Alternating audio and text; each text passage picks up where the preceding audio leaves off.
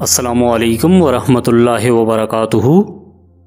ایک بادشاہ کے ذہن میں ایک بار یہ خیال آیا کہ اگر اسے اپنے 3 سوالات کے جوابات معلوم ہو جائیں تو وہ کسی معاملے میں شکست نہیں کھا سکتا۔ اس کے 3 سوال یہ تھے۔ اول یہ کہ ہر کام کے کرنے کا صحیح وقت کون سا ہے۔ دوم یہ کہ میرے لیے سب سے اہم لوگ کون ہیں اور کون میری توجہ کے سب سے زیادہ حقدار ہیں۔ آخری یہ کہ کرنے کو سب سے ضروری چیز کیا ہے۔ یوں بادشاہ نے یہ اعلان عام کروایا کہ جو بھی ان سوالوں کے اطمینان بخش جواب دے پایا اسے انعام و اکرام سے نوازا جائے گا۔ صاحب علم بادشاہ کے پاس جوک در جوک آنے لگے، مگر کوئی بھی بادشاہ کو مطمئن نہ کر سکا۔ پہلے سوال کا جواب کچھ لوگوں کے پاس یہ تھا کہ کسی بھی کام کو صحیح وقت پر کرنے کے لیے بادشاہ کو اپنے دنوں، مہینوں اور سالوں کو ترتیب دینا چاہیے، ان پر سختی سے عمل کرنا چاہیے، اور یہی طریقہ ہر کام کو ٹھیک وقت پر کرنے کا ہے۔ کچھ لوگوں کا یہ دعویٰ تھا کہ انسان کے لیے کسی بھی کام کے صحیح وقت کا تعین ناممکن ہے۔ کسی نے بادشاہ کو یہ بھی مشورہ دیا کہ وہ ذہین لوگوں کی ایک جماعت ترتیب دیں اور ان کے مشورے پر عمل پیرا ہوں۔ ان میں سے ایک گروہ کا موقف یہ بھی تھا کہ کچھ معاملات جلدی میں طے کرنے ہوتے ہیں اور ایسی صورتحال میں کسی سے مشورے کا وقت نہیں ہوتا، لہٰذا بادشاہ کو فوری طور پر ایک نجومی کی خدمات حاصل کرنی چاہیے جو قبل از وقت چیزوں کی پیشگوئی کر سکے۔ اسی طرح باقی سوالوں کے بھی کئی جواب سامنے آئے۔ کچھ کے خیال میں بادشاہ کے لیے انتظامیہ سب سے اہم ہے، کچھ کے خیال میں مبلغ و معلم، جبکہ کچھ کا اندازہ یہ تھا کہ جنگجو سپاہی سب سے زیادہ اہم ہیں۔ اس کے بعد بادشاہ کا آخری سوال کہ کرنے کو سب سے ضروری کیا چیز ہے، اس پر کچھ کا جواب سائنسی ترقی جبکہ کچھ کی ترجیح عبادت تھی۔ بادشاہ نے کسی بھی جواب سے اتفاق نہیں کیا اور من میں یہ فیصلہ کیا کہ وہ ان جوابات کی تلاش میں کسی درویش کے پاس جائیں گے۔ اس دوران ان کے ذہن میں ایک درویش کا خیال آیا جو اپنی فہم و فراست میں مشہور تھے، چل دیے۔ ان درویش کا بسیرا جنگل میں تھا اور ان کی گفتگو کا دائرہ سادہ لوگوں تک محدود تھا، چنانچہ بادشاہ نے عام لوگوں جیسا حلیہ بنایا اور اپنے محافظوں کو ایک مخصوص مقام پر چھوڑ کر اکیلے درویش کے ٹھکانے کی طرف روانہ ہو گئے۔ بادشاہ نے دور سے دیکھا کہ درویش اپنے باغ کی مٹی کو نرم کر رہے تھے۔ جب قریب پہنچے تو درویش نے خوش دلی سے خوش آمدید کہا اور دوبارہ اپنے کام میں مشغول ہو گئے۔ وہ درویش بظاہر کمزور اور ضعیف لگتے تھے، چونکہ جب وہ اپنا بیلچہ زمین پر مارتے تو تھوڑی سی مٹی اکھڑتی جیسے وہ زور سے ہانپنے لگتے۔ بادشاہ نے درویش کو مخاطب کرتے ہوئے کہا کہ میں آپ سے اپنے 3 سوالوں کے جوابات معلوم کرنے کی غرض سے آیا ہوں۔ بادشاہ نے اپنے تینوں سوال درویش کے سامنے دہرائے۔ درویش نے بغور سننے کے بعد کوئی جواب نہ دیا اور دوبارہ مٹی نرم کرنے میں مگن ہو گئے۔ یہ دیکھ کر بادشاہ نے درویش سے بیلچہ لیتے ہوئے کہا کہ لائیں، میں آپ کی مدد کر دیتا ہوں، آپ خود کو نڈھال کر رہے ہیں۔ بادشاہ نے 2 کیاریاں تیار کرنے کے بعد اپنے ہاتھ کام سے کھینچتے ہوئے درویش کے سامنے پھر سے اپنے سوالات دہرائے۔ جواب میں درویش نے زمین سے اٹھتے ہوئے کہا کہ اب تم آرام کرو، میں باقی کام خود کر لیتا ہوں۔ بادشاہ نے بیلچہ نہیں دیا اور بدستور کام میں لگے رہے۔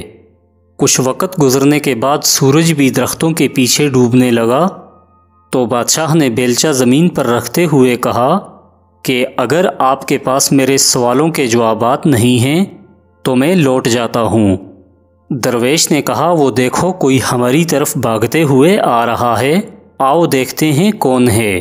بادشاہ نے مڑ کر دیکھا تو ایک باریش آدمی جنگل سے بھاگتا ہوا ان کی طرف آ رہا ہے، جس نے دونوں ہاتھوں سے اپنا پیٹ پکڑا ہوا ہے اور اس کی انگلیاں خون سے لتھڑی ہوئی ہیں۔ قریب پہنچتے ہی وہ گر گیا، ساکت اور بے ہوشی کے عالم میں کراہنے کی مدھم سی آواز آ رہی تھی۔ بادشاہ اور درویش نے آگے بڑھ کر دیکھا تو اس کے پیٹ پر ایک گہرا زخم تھا۔ بادشاہ نے اس زخم کو ممکنہ حد تک صاف کر کے مرہم پٹی کر دی۔ جب خون بہنا بند ہوا تو باریش آدمی نے ہوش میں آتے ہی پانی مانگا۔ بادشاہ اس کے لیے پینے کا تازہ پانی لے آئے۔ اس وقت تک سورج مکمل ڈوب گیا تھا اور فضا خوشگوار ہو گئی تھی۔ بادشاہ نے درویش کی مدد سے اس انجان شخص کو جھونپڑی میں ایک بستر پر لٹا دیا۔ لیٹنے کے بعد اس نے اپنی آنکھیں موند لیں۔ بادشاہ بھی کام سے اتنے تھکے ہوئے تھے کہ وہیں لیٹے اور لیٹتے ہی سو گئے۔ وہ گرمیوں کی مختصر رات میں پرسکون سو رہے تھے۔ جب بیدار ہوئے تو دیکھا کہ وہ باریش زخمی آدمی بڑی حیرت سے بادشاہ کو گور رہا تھا اور بادشاہ کو بیدار دیکھ کر فوراً اپنی نحیف آواز میں معافی طلب کرنے لگا۔ بادشاہ نے کہا کہ ہم دونوں تو بالکل اجنبی ہیں اور کس وجہ سے تم مجھ سے معافی مانگ رہے ہو؟ اس آدمی نے جواب دیا، تم مجھے نہیں جانتے مگر میں تمہیں جانتا ہوں اور میں تمہارا دشمن ہوں۔ میں یہاں اپنے بھائی کے قتل کا بدلہ لینے آیا تھا۔ میں جانتا تھا کہ تم یہاں اکیلے آئے تھے اور واپسی پر میں تمہیں بآسانی قتل کر دوں گا۔ جب پورا دن گزرنے پر بھی تم واپس نہیں آئے تو میں تمہیں تلاش کرتے ہوئے تمہارے محافظوں کے نرغے میں پھنس گیا اور انہوں نے مجھ پر حملہ کر دیا اور میں زخمی ہو گیا۔ چنانچہ زخمی حالت میں ہی میں وہاں سے بھاگ نکلا۔ اگر مجھے بروقت طبی امداد نہ ملتی تو میں مر جاتا۔ میں نے تو تمہارے قتل کا منصوبہ بنایا تھا مگر تم نے میری جان بچا لی۔ اس ہمدردی کو مد نظر رکھ کر جب تک زندہ رہوں گا تمہارا شکر گزار و خدمت گزار رہوں گا۔ بس مجھے معاف کر دو۔